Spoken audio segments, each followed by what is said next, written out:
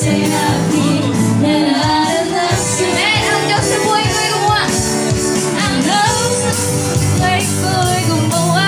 Naranasan ang kanyang himala. Sa sakit at karamdaman ako'y pinalaya. Malayang sigaw. Malayang sigaw. Kapangyarihan ng Diyos aking nararanasan. Ayan, so, pupunta na po tayo sa ating First game. Ayan. At ang tawag nga po sa game na ito ay Picture Puzzle. Ayan. Ayan. At tinatawagan ko po ang bawat isa na since nakasegregate na tayo, bawat group. Nakasegregate na po ba ang bawat isa? Kada group? Ang bawat team ay pupunta rito para kumuha ng isang puzzle piece. Ang goal nyo lang po sa bawat grupo ay mabuo ang pangalan ng grupo nyo. Ulit, meron tayong 4 na grupo. Group 1, pakisigaw nga po yung pangalan ng grupo nyo. Group 1? Group 2? Na makagawa or makabuo ng pangalan ng group nila ay isisigaw yung pangalan ng group nila at pupuntahan namin para i-check kung nabuo mo nga yung name ng group. Again, yung pagkuha po ng piece ng puzzle is one person at a time only. Nagkakaintindihan po ba? Amen. At ayan po, binibigyan na po ni Ate Joy ang kada group na bubuuin nyo. Yes, hindi. Bumain yung puzzle sa place ng group nyo. So, pwede kayo gumawa ng small circle para mabuo yung puzzle. So what if po, kunyari yung nabunod ko is hindi para sa akin? Ito yun. Pag hindi pa nabuo yung group, babalik po yung isang member to get one puzzle piece with it. Babalik po kayo until mabuo yung 12 pieces? bawat grupo, 12 pieces lang po ng puzzle para makabuo. Or para mabuo yung group name. Again, pag may nakuha po kayo na pansin nyo na hindi naman siya katunog ng pangalan ng team nyo, is ibabalik nyo po and manigad kayo ng another one. Yes. Hanggang Ready na po bang bawat team? Say amen! Ayan, ready na sila. ready na po ang devoted? Ready na po ang gender? May question po ba? May question po. Okay, kailangan po bawat member ay kukuha ng puzzle piece dyan po sa box na yan. Dapat po lahat may participation. Kahit po yung mga 1-year-old, kailangan po sila.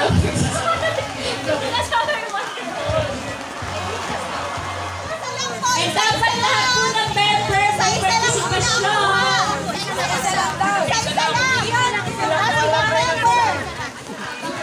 Kapag mali na po yung puzzle piece, pwede po pagula ulit. Alam po na po yung group name. Go, go, go! Para sa swimming pool! Okay, dahan-dahan lang po kasi manipis lang po yung puzzle piece natin. Huwag po kayong magpalali.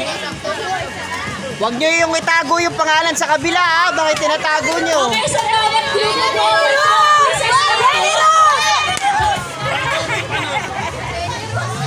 Okay. Hey Joy! 12 pieces po dapat. Yung ano, yung Kasama po ba yung ibabaw? ng puzzle nyo. 12 pieces po dapat. 12 pieces dapat yan. Bawat group. May 12 pieces. Gitna. Yes po. Kailangan 12 pieces. Ilan po yung pangalan ng grupo nyo? Hindi. Balik yan. May flash po na example para makita rin yung itsura ng puzzle. Operate po muna at waiting po sa example ng puzzle piece natin. Balik ka mo yung hindi nila Let's go! Benta nyo sa Kalabad, benta nyo. Medyo malaki siya. So, kailangan 12 pieces yan. Kung sino man ang unang nakakuha ng gantong puzzle, sabihin ko, Okay, malapit na.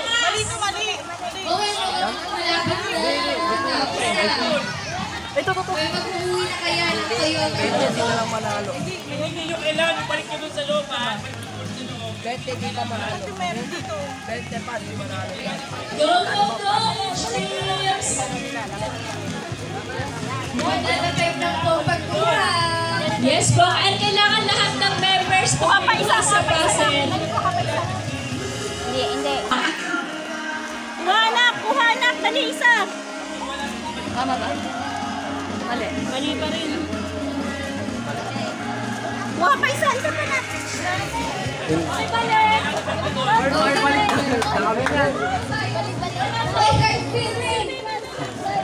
Bibili, wag mo orangan. Kinukuna ko kayo.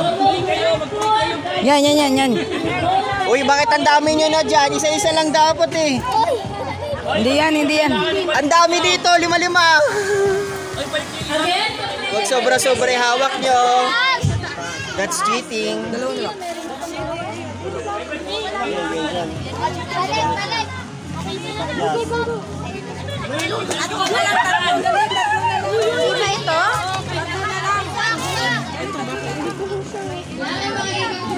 Ayan.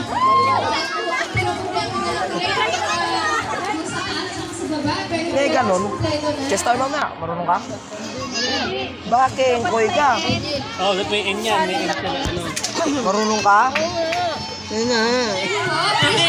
Please check Ate Joy. Kita Titi.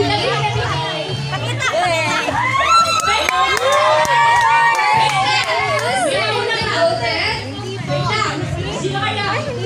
Nagubit niya yan eh. Tama po ba, Ate Joy? Hindi. Please check.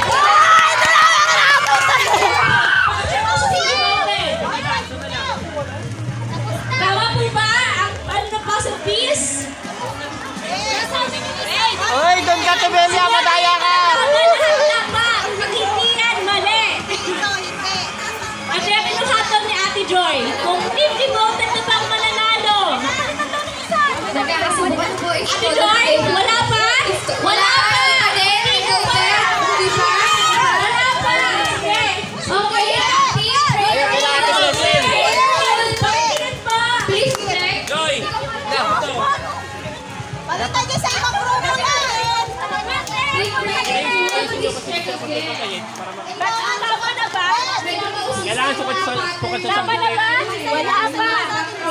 Tinan mo. Magupit. Tinan mo. Hindi po. Malaki yung kapit nito. Ang liit ng ilog. Wag! Kasi hindi makapunta sa background. Pero nakakatawa po talaga yung background ng puzzle na para malaman. Okay. Let's check. Ayan, yung birthday. Kung panalo na ako, hindi voted. If checking is sweeter than second time. Wait lang po. Jenny Rose, tama po ba, Jenny Rose? Kaya, check. Ito hindi. Tama. Hindi pa din to. Kung tama yung pagkakalagay sa puzzle piece. Okay, panalo na! I-check na natin doon. Okay, wait lang. Sige, para i-verify pa. Tama yan. Tama yan. Kasi nagpanalo. Meron na po ba ang nanalo? Nakaka-excite to. Okay.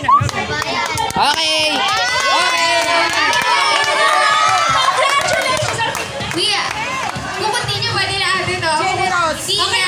Congratulations, team! Jenny Rose! Yay! They are the winners! Pwede nyo na po i-drive ang Toyota Rush. Okay, one na for Team Jenny Rose. Congratulations po! Hey! Palakpakan po natin! That's the end of our first. At pagiging prayerful, generous and prayerful, hindi po yan one time lang. Ibig sabihin, hindi yan napakadali, kundi nasa process po lahat yan. Amen ba? Amen! Tingnan niyo po, ang hirap, di ba? Ang hirap itugma-tugma kasi hindi na po madaling maging sa isang tao, sa isang Kristiyano yung apat na yon. Kaya po, yan po yung learning lesson natin dyan sa picture word, picture puzzle po. Okay ba? May natutunan ba kayo? O, palakpakan na! Okay. Okay, muli babalik tayo dun sa word message po. At bago yun po, tinatawagan ko po uli ang ating music team.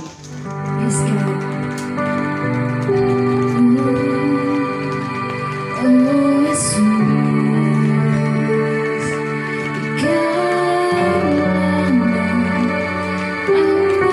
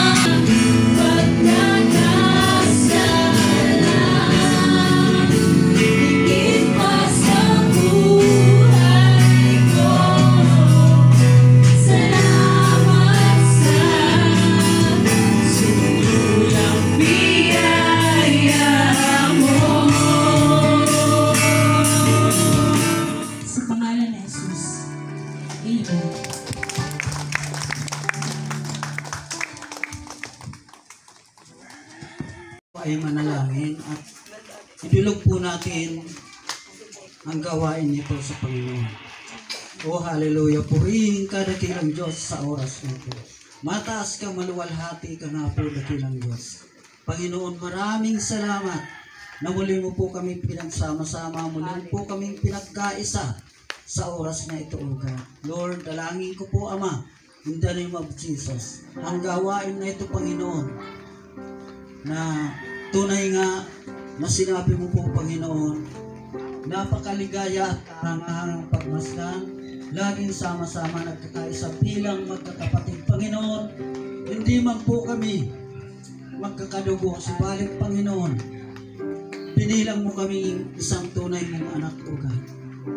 Panginoon, maraming salamat sa kabutihan mo at sa kadakilaan mo, Diyos. Gayon din po, Ama, patuloy ko po ipinapanalangin ang gawain na ito, Panginoon. Lalo na po, Panginoon, ang iyong salita, O God.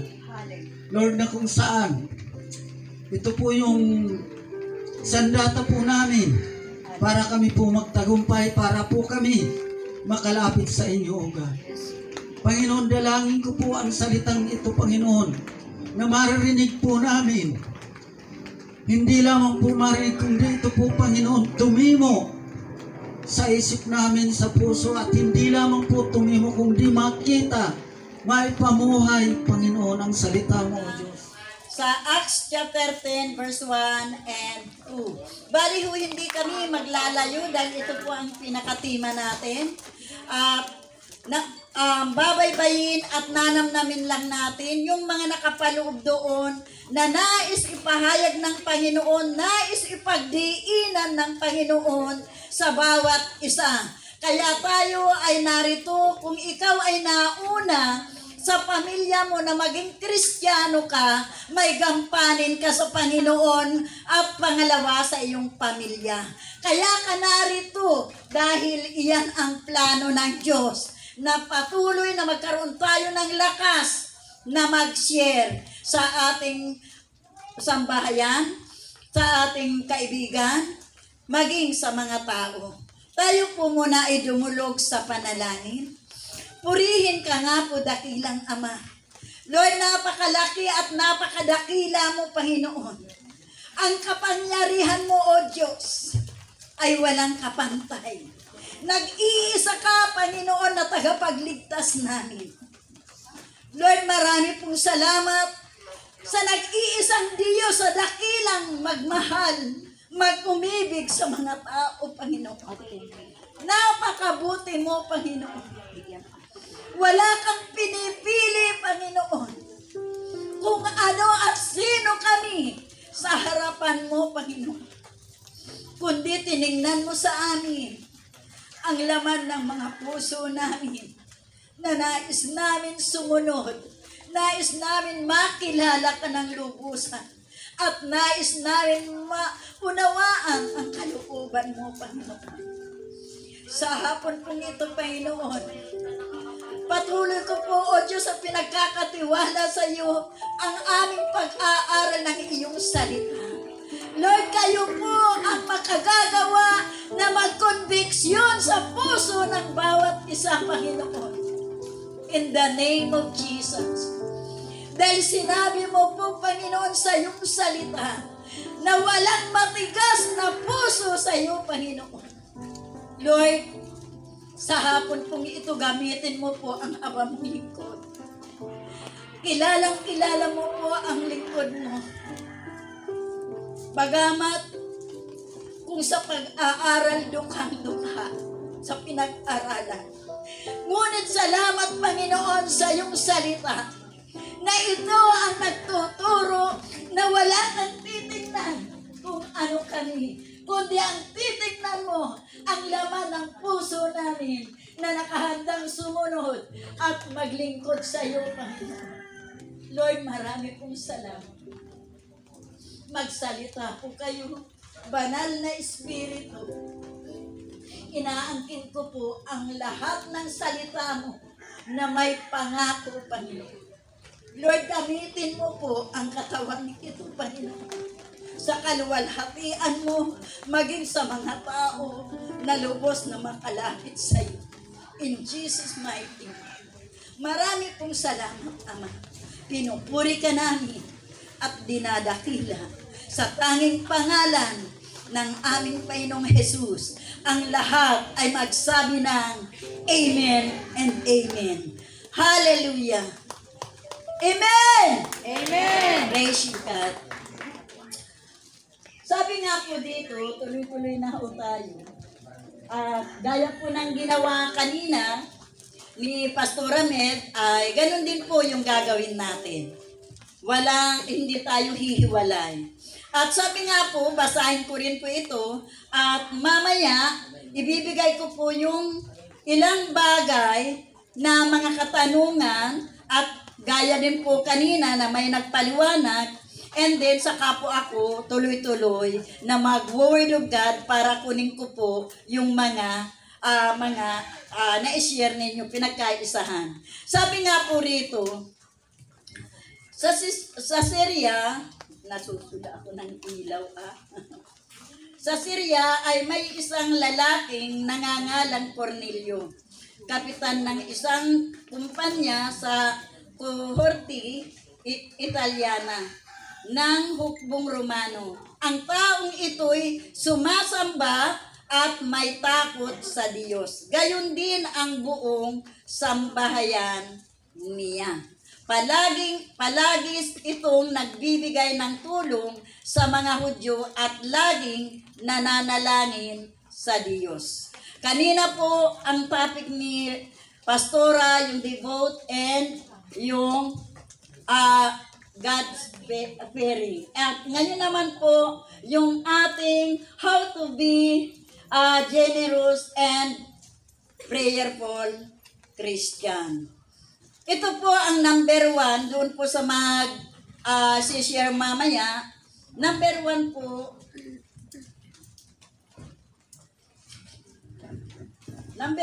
muna, ang sabi, paano po tayo magbigay? Number 1, paano ho ba tayo magbigay bilang isang Kristiyano? At pangalawa po, bakit tayo magbibigay? At kanino tayo dapat magbigay? At ang number 2 po, at ano po ang ating ibibigay? At sa atin po, panatilihin natin yung ilang bagay na yun bilang isang Kristiyano. Kailangan wala ho tayong i-give up doon. Kundi kailangan lahat po yun ay ating ginagawa. At dito po napakaganda ng kasaysayan na ibinigay dito sa kasaysayan ni Apostol Pedro and then ni Cornelio.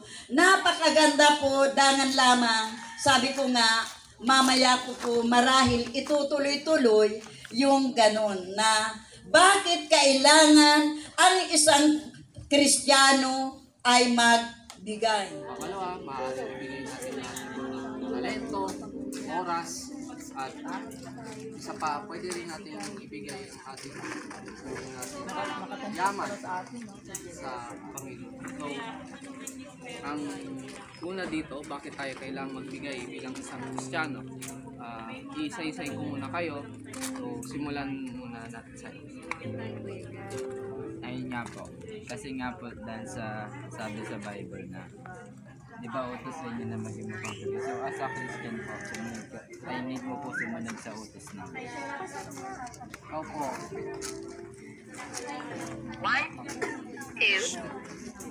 Bakit tayo kailangang magbigay bilang isang Kristiyano? Sa tingin mo? Just one click, baka maglaho na tayo dito sa bansa. Kaya habang may pagkakataon pa, pagsuklian na natin yung kabutihan ng Lord. Tapos yung kailangan ba susunod na? One lang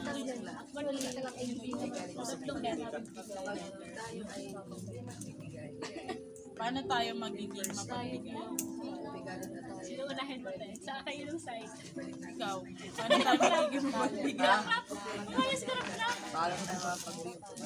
Magiging mapagbigay. Ay, di sige tayo. Dito na lang muna unahin. Tatlo kayo Isip kayo na Kailangan ipakita natin sa Panginoon na binalik natin ang ibinibigay niya sa atin. Alam naman natin na bata pa lang, estudyante, wala pa tayong mabibigay talaga na tulong through financial, kaya lang. So, kaya habang bata pa lang, nasa church tayo, upang ma-discover natin sa sarili natin na makapag-tulong our talent. Kaya habang bata pa lang kayo, isipin ako kung ano yung talent na pwede nyo mahal.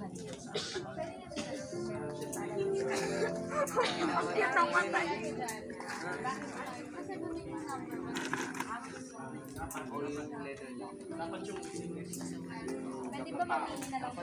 Dapat lahat. Dapat nga lahat. Pero ano lang, kahit ano lang yung bigay niyo dyan, yung Parang isang sagot lang. parang isang sagot lang. Pwede ba? Sa lahat ng tanong. Sige, kung ano-ano. Isang sagot na lang. Sagot ka na lang.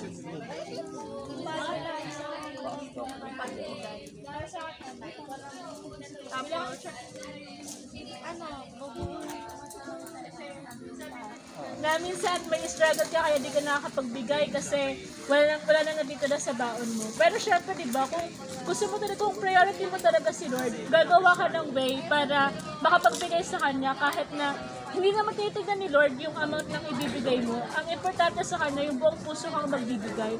So sa mga students dyan na kung may matitira man na baon sa inyo, iligay niyo yon para sa tithes and offering para kay Lord. And sa mga employees naman, alam naman na natin na kada sahod natin, dapat yung 10% bigay talaga natin kay Lord. And syempre yung pangalawa, yung talent. Kung ano man yung talento na ipinagkaloob sa atin, either singing man yan, dancing, or pagdodrawing, or kung ano man design. Siyempre, di ba, araw-araw may blessings tayo na natatanggap. Tama ba? May blessings tayo na natatanggap. Ayan. Kahit yung buhay natin na to, blessing to para sa atin. Kaya, ayun, bigay natin to sa Lord. Like, mga treasure. Kung meron ka mang, siyempre, yung kayamanan literal na yun. Siyempre, ayan, yung 10% lang naman yung hinihingi ni Lord. Diba? 10% lang yun na meron ka mong mabibigay. Kasi health na rin yun para sa Lord. Masalang napapagod sa pagkakpero pag kasi nakikita nila sa Kakaligtaan dumalo sa mga fellowship. Ayun, pati yung pagbibigay, siguro, dahil nagbigay ang Diyos, syempre yung parang responsibility na rin natin talaga magbigay sa Kanya dahil yung pagbibigay na yun, talagang hindi naman yung literal na kinukuha ng Lord talaga yun. So, pag nagbigay ka, yung binibigay mo kasi magagamit yun sa ating ibahan. So, lahat ng expense ibahan, donation, katulad ito ginagamit ay mga binibigay natin. Pag nakikita ng Lord na nagbibigay tayo, siyempre pag nagbibigay ka ng bukal sa puso mo, na wala kang may hinihing kapalit, bibigay din, babalik sa'yo ng Lord. Hindi mo inaasahan na mga blessings. Relasyon sa ating Panginoon. Pangalawa, apply din po natin yan sa ating mahal sa buhay, sa natin, sa bahayan. Kasi hindi lang isang natutukoy na hindi dapat ibigay.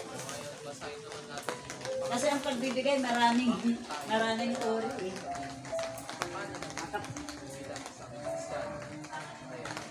Pero the best na bigay yung gawa ng Panginoon.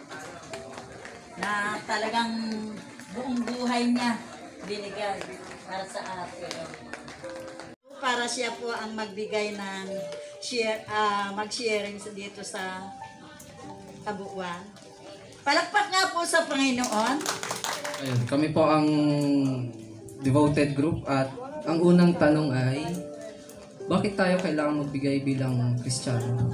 Ang sagot po ng aming grupo ay una ay ito ay isang channel of blessing din. Kasi once na nagkakaroon ka ng spirito ng pagbibigay sa Panginoon, ay nagkakaroon nito ng, sabihin natin, nagkakaroon ka ng satisfaction bilang isang Kristiyano na magbigay sa Panginoon. Although isa siyang utos, pero ang bawat Kristiyano ay magkaroon ng kusang loob ng pagbibigay at dapat kailangan ito ay mula sa puso. And ayun, paano tayo magiging mapagbigay? Bakit tayo magbibigay? Kanina tayo magbibigay? Ayun. At ano-ano ang dapat nating ibigay? Ayun. Pag-iisahin ko na lang yung mga tanong na yun at ano-anong dapat nating ibigay. Una, yung may sinabi sa isang miyembro namin, yung 3 T's: time, treasure, and talent. Time, una, oras, sapagkat ang ating presensya, ang ating sarili ay magkakaroon siyempre ng oras, nagkakaroon ng quality time sa Panginoon. Pangalawa, treasure, kung ano man yung yaman na meron tayo. At pangatlo ay yung talento. Sa kahit anong aspekto, sabihin natin sa musika, sa pagsasalita, o sa pagsiserve sa mga maliliit na bagay. Kahit sabihin natin nagugas lang tayo ng plato, kahit sabihin natin talent natin maglinis, although sabihin natin isa lang siyang gawain na simple, ngunit lagi niyong tatanda na sa Panginoon ang lahat ng uri ng pagbibigay na galing sa Panginoon, na nanggagaling sa puso natin ay kasisiyan at kalulugdan ng Panginoon. Unang tanong po is, bakit tayo kailangan magbigay bilang isang Kristiyano? Pag-iisahin ko na lang po. At A, paano tayo magiging mapagbigay? B, bakit tayo magbibigay? C, kanina tayo magbibigay. Ang napag-usapan po namin is, ang term po na pagbibigay is masyado pong too many aspect po siya at marami po siyang definition, broad definition po siya.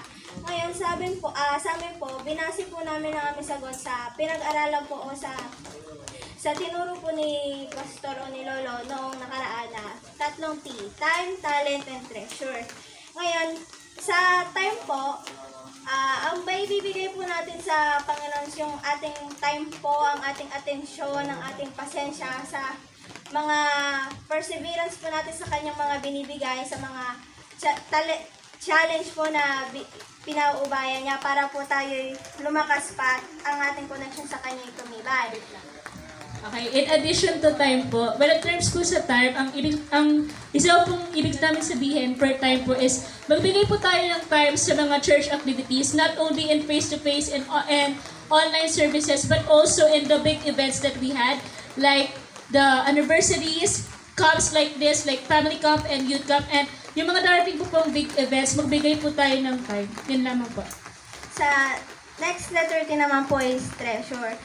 Kahit anong halaga man po yan, betching core piso, hindi po tinitingnan ng ating Panginoon ang halaga ng pera. Ang tinitingnan po ng Panginoon sa atin is yung puso po natin, ang laman po ng puso. Kung bukal po ba talaga sa ating pusang pagbibigay. At sa malalaman po natin, hindi po para sa mga tao lamang ang talents po, talento po o mga skills, hobby o career man po yan. Pwede po natin to ibigay sa Panginoon. Pwede po tayong gumawa ng mga pampalaganap ng mga evangelism stories, mga animations or kung ano man po, na pwede pong gamiting aral para sa mga taong hindi pa po nakakakilala o wala pa pong malalim na kaalaman sa ating Panginoon. Okay, I just want to add lang po, in treasure po kasi, alam naman po natin na when it comes to treasure, ang una po natin naiisip is yung finances or money po, diba? So, we all know naman po na bawat church po natin, meron po tayong mga students and employees po, diba? So, bilang mga bata or mga students, hindi po tayo ligtas doon na porket estudyante tayo is hindi na po tayo makakapagbigay.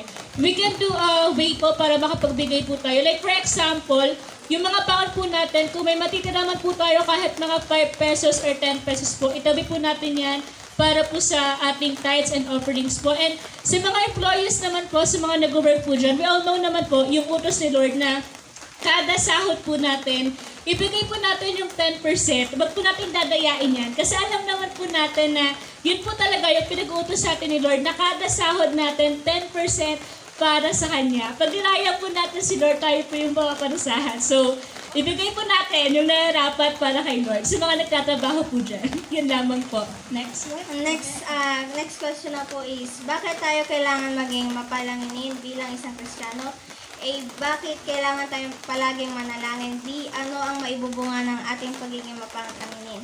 Ngayon, sa napag-usapan po namin, ang pagiging mapalanginin po dapat is maging hobby or magiging habit o naka-ano na po siya sa puso natin na kailangan kahit anong gawin po, kahit pagkagising, pagkakain, matulog, kahit ano man pong gawin is dapat nagpag-pray muna po, nagpapasalamat, humihingi ng patawad sa Diyos. Kasi ito po ang magiging daan ng guidance para maabot po tayo ng Diyos, magabayan niya po tayo sa araw-araw, mabigyan po ng proteksyon, at siya po yung magbibigay ng lakas sa atin sa pang-araw-araw. Tumpak po ito sa amin, sa grupo namin, yung pagbibigay generous po. Mayroon po dito tanong, paano tayo magiging mapagbigay? Sa atin po, sanayin natin ang ating sarili na magbibigay tayo. Mayroon po mga tao na hindi sanay magbigay. Pero nasa atin po yan na dapat tayo ay masanay tayo pagbigay kasi ang lahat ng ito ay hindi atin. Yun po. Masanay po tayo na ibalik po natin sa Panginoon kung anong mayroon tayo, maliit man o malaki, kailangan natin ibalik po natin sa Kanya. At paano tayo maging mapagbigay? Mapagbigay po tayo sa mga nangangailangan, sa mga mahihirap, at sa mga lumalapit po sa atin na walang pagbabalik na hindi natin isipin na maibalik po sa atin. At yun po, dapat po bukal po sa puso natin ang ating pagbibigay sa kapwa. Bakit tayo mapagbigay? Bakit tayo mapagbigay? Tinuruan po tayo ng ating Panginoon, sabi nga dito sa Corinthos, hindi masasayang ang mga paghihirap ninyo para sa Kanya. Kaya kailangan mapagbigay po talaga tayo sa atin. Kasi po, sabi nga, pag tayo po ay mapagbigay, ang expected blessing po ang ating matatanggap.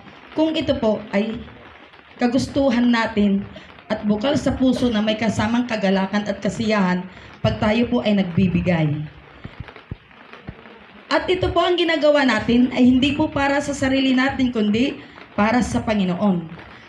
Pag tayo po ay nagbibigay na galing sa ating puso, tiyak nagagalak ang ating Panginoon sa ating buhay. At kanino tayo magbibigay?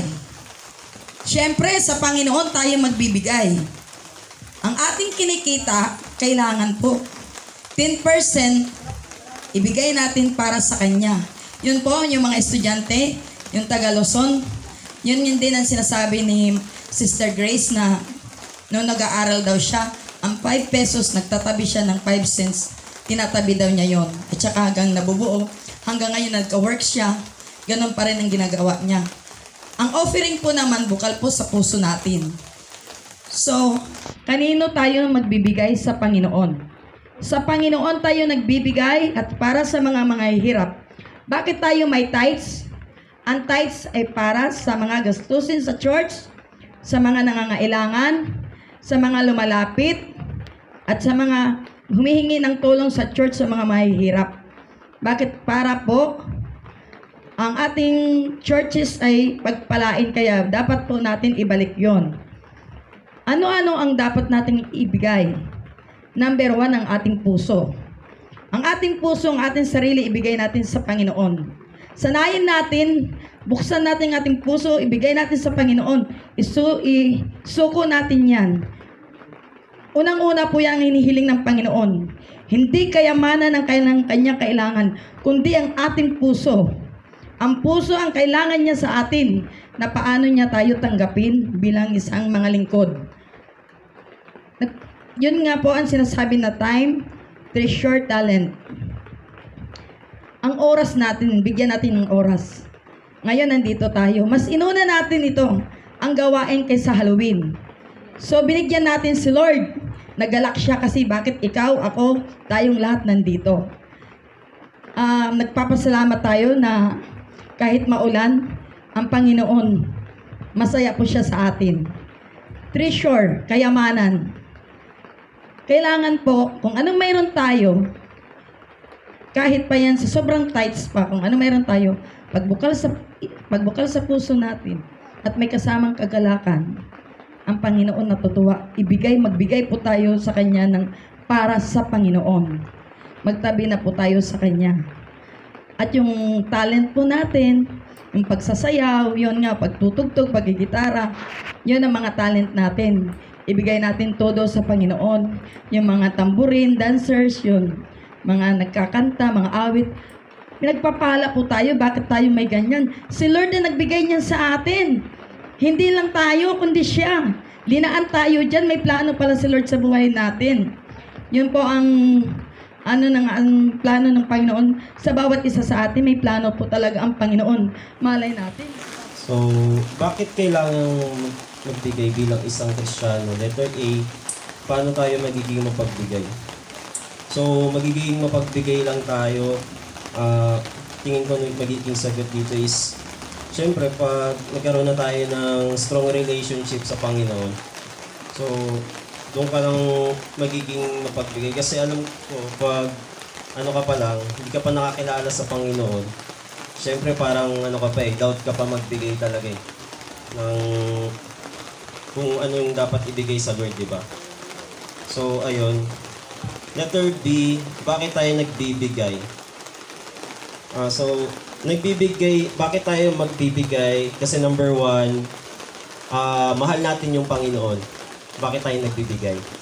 Tapos, pangalawa, bakit tayo magbibigay? Kasi, yun yung utos ng Panginoon. Magbigay tayo, di ba? Magbigay tayo ng ikapu natin. Then, letter C, kanino tayo magbibigay? Siyempre, magbibigay tayo dun sa Diyos na pinaglilingkuran natin. So, yun, walang iba si Jesus, di ba?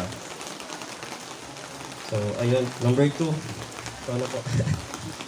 Yung sa ano po, ano-ano ang dapat nating ibigay. Ayun nga po, yung specific na lang din po yung 3 T, yung treasure, time, and talent. Then, sa letter A sa baba, bakit kailangan natin palaging manalangin? Kailangan natin laging manalangin to have communicate with God. And letter B, ano ang maibubunga ng ating paging mapanalangin.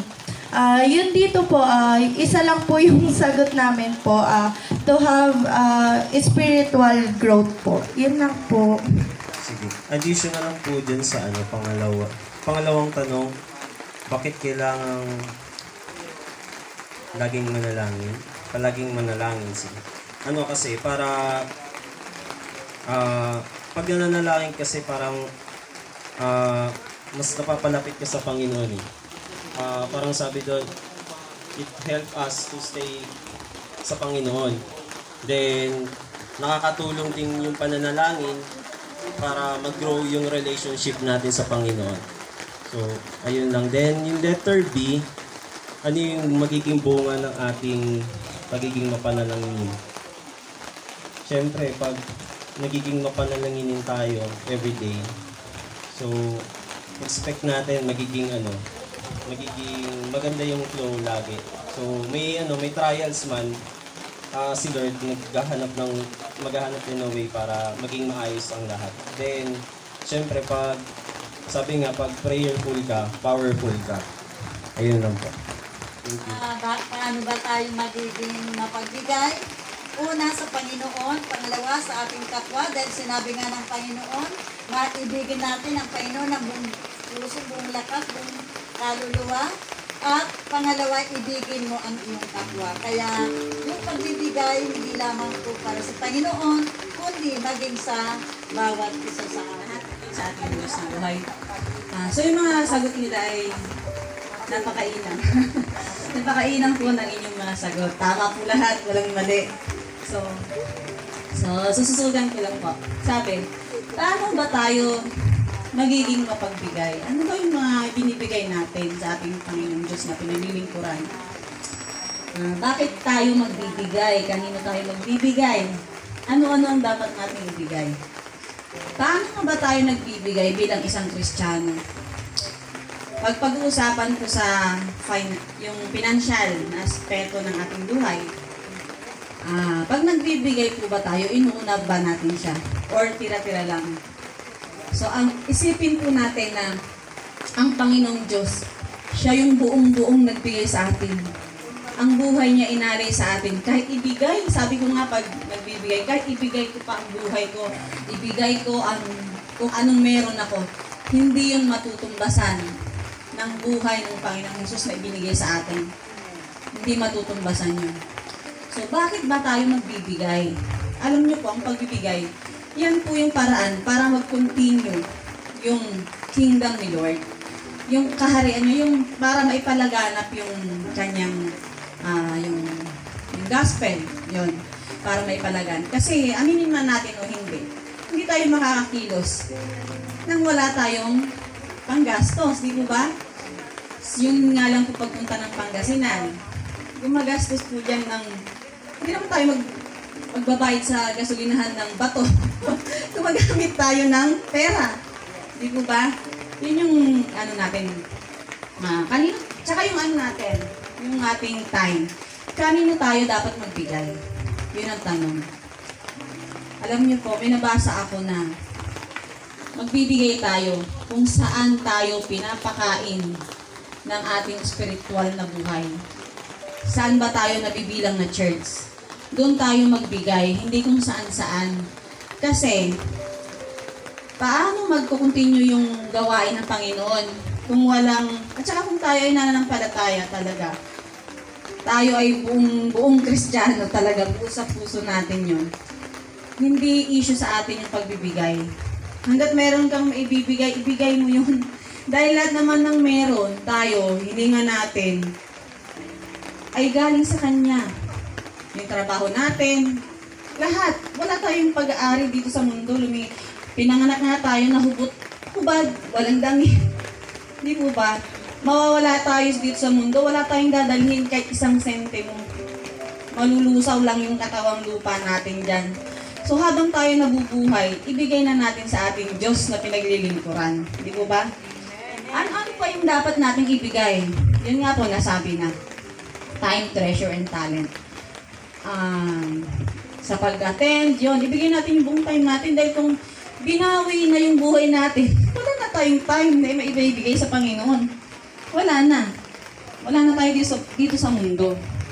So, hanggat maaari talaga at talagang yun ang responsibilidad natin bilang isang Kristiyano na ibigay natin kung ano man yung nararapat sa ating Panginoon. Alam natin na may power sa prayer. Una, bakit kailangan nating manalangin? So, okay. Alam natin na ang katawan natin ay mahina. Mahina ang ating katawan. Mahina yung yung laman natin. Bakit? Para mapagtagumpayan natin yung mga tukso. Alam natin mahina yung katawang lupa natin. Sabi nga sa Bible na yung katawan natin ay mahina, pero yung espiritu natin ay naghahangad na magawa yung mga bagay-bagay. Alam natin na may mga bagay na gustong-gusto nating gawin. Gustong-gusto na tayong makasunod sa Panginoon. Pero yung katawan natin ay mahina. Di po ba nung nanalangin ang Panginoong Jesus sa Gethsemane, iniwan yung mga alagad. May isinama siya, may iniwan siya. Ang sabi niyo ng Panginoon, samahan niyo ako na manalangin. Magpuyat kayo. Di ba sabi ng Panginoon? Pero pagbalik niya, matutulog sila. So, anong sabi ng Panginoon? Hindi ba kayo makapagpuyat? Di ba sabi ng Panginoon? So, ibig sabihin nun, mahina yung katawan natin. So, para mapaglabanan natin yung mga tukso, dahil habang nandito tayo sa mundo, nandito lahat ng klase ng tukso. So, manalangin. Yan ang palaging sinasabi. Sabi nga sa Jeremiah 33:3, di po ba? Manalangin tayo at ipapahayag ng Panginoon ang mga kamangha-manghang bagay. Sabi ng Panginoon. Kay Isaiah, sinabi ni Propeta Isaiah, Ezekias, papaghandain mo ang iyong mga buong sambahayan sapagkat malapit ka nang mamatay. Si Ezekias ay hindi nawalan ng pag-asa. Hindi niya inisip na kung ano ang gawin niya dahil may pahayag na malapit na siyang mamatay. Ano ang ginawa ni Ezekias? Siya po ay nanalangin. Sa kanyang pananalangin sa ating Panginoon, kaya ang panalangin, tama po sabi ni Sister Cecil, tama ang sabi sa mga nagpahayag na may kapangyarihan po ito. May kapangyarihan po ang panalangin. Sa pananalangin ni Ezekias, siya po ay gumaling. Siya po ay nabuhay pa ng ilang taon. Sino nakakaalam? Siya po ay nabuhay pa ng 15 taon. Dahil lang sa puhunan ng pananalangin. Pananalangin, napakahalaga po. Iyan ang bunga ng pananalangin. Ako sa larangan ng pananalangin, marami na po akong napagdaanan dyan. Ito, hamon ko po ito, lalo na sa nag-aaral. Naranasan ko po, graduate anak ko, wala akong pang-graduate. Sa totoo lang, wala akong pang-graduate dahil nagkataon noon na talagang mahina yung trabaho ng mister ko. Graduate siya ng college. Alam nyo ho, nagpa-practice na sila para sa graduation. Ang anak ko pa ang nagtuturo doon sa pag-awit ng pang-graduation. Pero pag nagtawag na po, nung mga graduate, siya ang naiiwan sa pila dahil wala pang bayad. Alam nyo ho, ano ang sinabi ko sa Lord? Lord, pinayagan mo na paaralin yan, kaya naniniwala akong pag-graduatein mo yan. Alam nyo ho, 3 araw na lang bago graduation. Doon ko naranasan na nakadapa ako sa kwarto kong nananalangin. Ranas ko po yan. Umiiyak ako. Sabi ko, Lord, wala akong pera. Saan na ako kukuha ng pang-graduate nito? Panginoon, pinahintulutan mong mag-aral niyan. Buhay ko pong patutuo yan. Alam niyo ho, nung time na yun, nananalangin akong nakadapa, umiiyak, may pinakita sa akin na 3 mukha. 3 mukha. Kahit na alanganin ng oras, pinuntahan ko yung tao na yun. Pag uwi ko, dala-dala ko ang 22,000. Kasi mula sa first term, second term, di talaga ako nakapagbayad. Pero nakapag-OJT po siya. Yun ang kaluwagan na binigay ng Diyos sa atin. Tingin po natin ang ating personal na relasyon. Siyasatin mo ang puso mo, gaano pa ba ito kainit para sa Panginoon? At tanungin mo ang sarili mo, kaya ko bang ipaglaban ang Panginoon sa mga bagay-bagay? O rabasanda, rabakiya, rabasanda. Yes, Lord God. Yes, Lord. Nakikita mo po ang bawat isa sa amin. Kung ano ang aming puso para sa iyo. Hallelujah. Glorify you. Yes, oh God. Tanggapin mo man sa hindi, minsan dumarating sa iyo ang pag-alinlangan. Minsan dumarating sa iyo na minsan, wag na muna. Dumarating sa iyo minsan ang mga kagulumihanan. Minsan marami ka ng mga katanungan.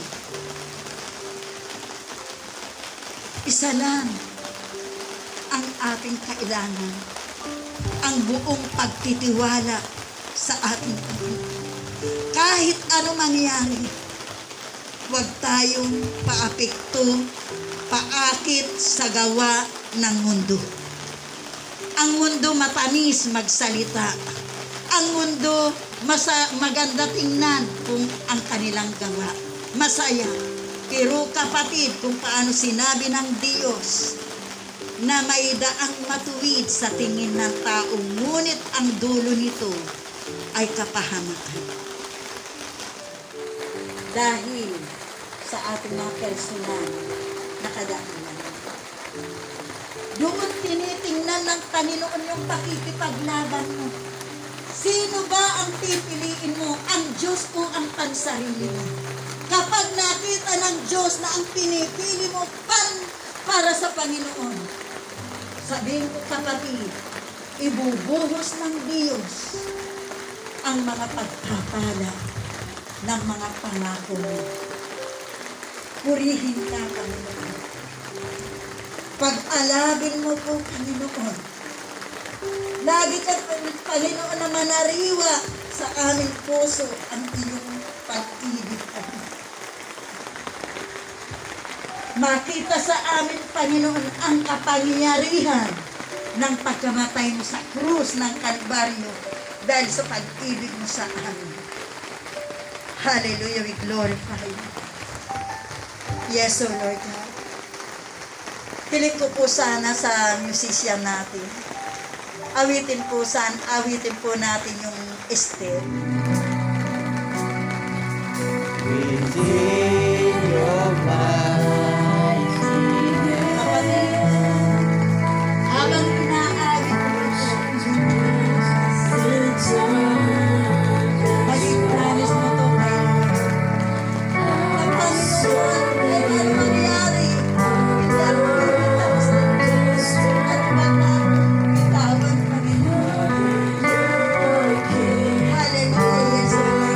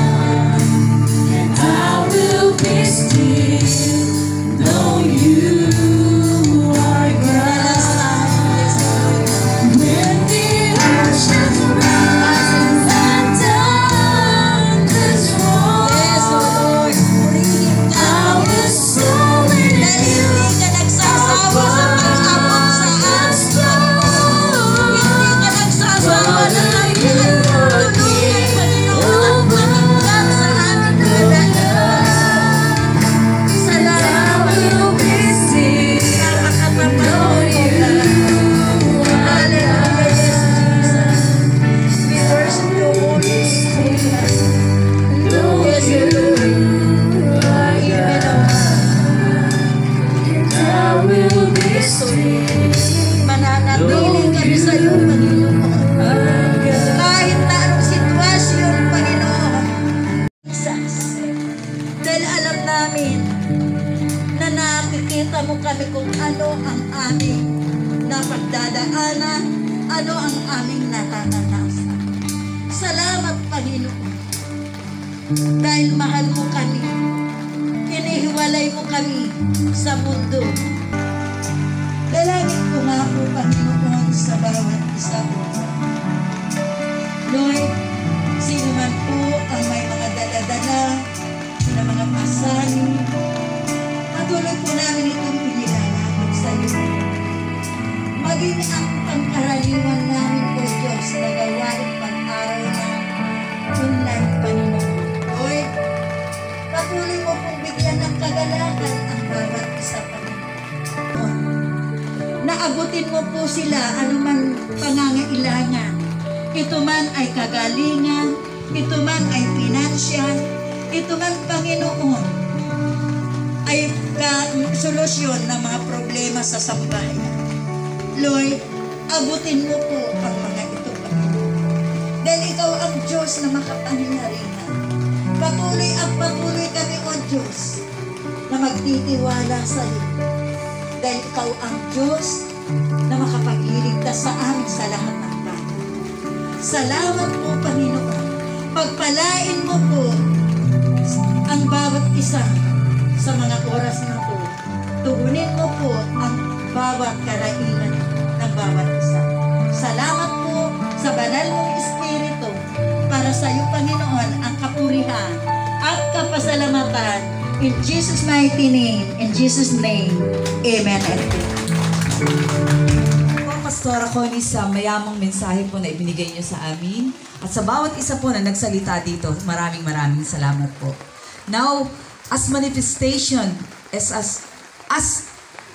parang application ng ating pinag-aralan ngayon, isa sa 4 na bagay na natutunan natin ngayon, magkakaroon po tayo ng offering at bibigyan po ito ng, bagamat nadinig na po natin yung mga salita natin, mga salita ng kapatiran natin doon sa patungkol sa pagbibigay, makakarinig pa din tayo ng short exhortation na magmumula kay Brother Lester Pancha ba?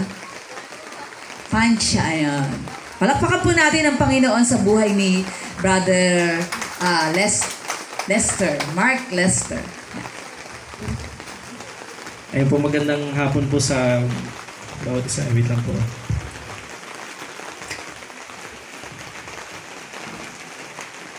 So, ngayon po, darako po tayo sa pagbibigay.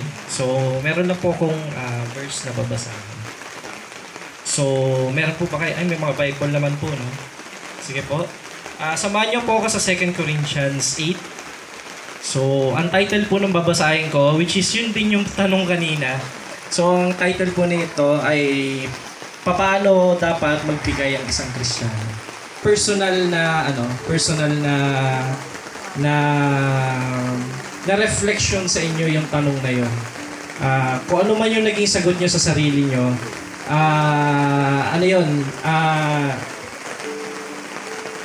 yun yung naniniwala ko yun yung heart mo para kay Lord. Naniniwala ko doon na yun yung kaya mo. Yun yung kaya mong maibigay para sa Kanya. So, babasahin ko muna yung buong passage. So, samahan niyo ako sa verse 1 hanggang verse 4 lang naman po. So, verse 1, mga kapatid, nais naming malaman ninyo ang pinakitang kagandahang loob ng Diyos sa mga iglesia ng Macedonia. Dumanas sila ng matinding kahirapan at ito'y isang mahigpit na pagsubok sa kanila. Ngunit sa kabila ng kanilang paghihikahos, masayang-masaya pa rin sila at bukas palad sa pagbibigay. Sila'y kusang loob na nagbigay at hindi lamang sa abot ng kanilang kaya kung hindi higit pa.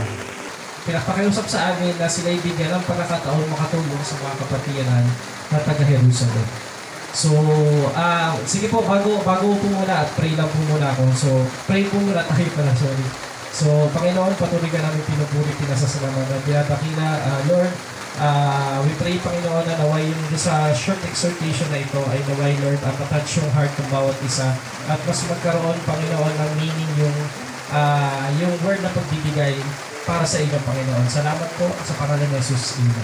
So yun, so dun sa verse 1, ang sabi dun, verse 1 hanggang verse 2, so makapansin nyo dito, di ba, may sa verse tayo, walang individual na walang pagsubok. Pero yung maganda sa kanila, na kahit na hikahos sila, ano bang ibig sabihin yung hikahos? Ano bang pagkakaintindi nyo sa kanya? So, parang hikahos, parang walang-wala. Wala nang kahit na it's either pwede pang wala nang ma-provide para sa pagkain nila or pang basic needs, wala na rin. So, hikahos talaga. Kasi yun yung kapangyarihan sa lahat.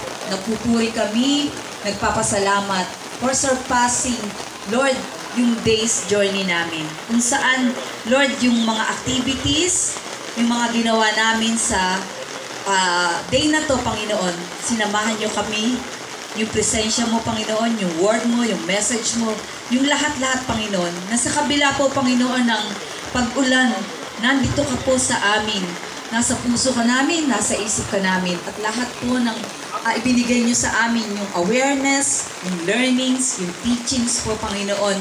Yung reflection po, na kung paano kami magiging devoted, kung paano kami magiging God-fearing, kung paano kami magiging generous and prayerful. Panginoon, maraming salamat. Samahan niyo kami.